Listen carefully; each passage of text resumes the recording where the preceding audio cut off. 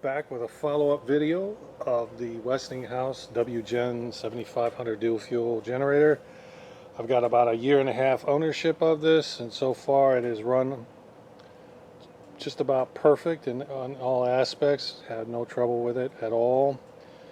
Do regular routine startups and let it run for a while, but I've got about 200 hours into the unit as far as running it through various power outages and whatnot, and the fuel efficiency on it is about up to specs on what they say in the manual, 10 to 12 hours of run time depending on the load that you're putting on it.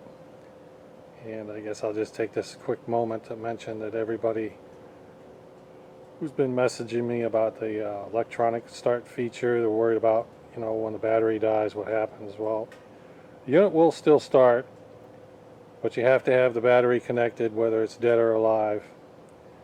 Use the pull start and it'll start up on its own. So no issues there. Been running synthetic oil under it, 10W30. So every 40 hours you just change out the oil, no issues. So yeah, a year and a half in, I'm happy with it.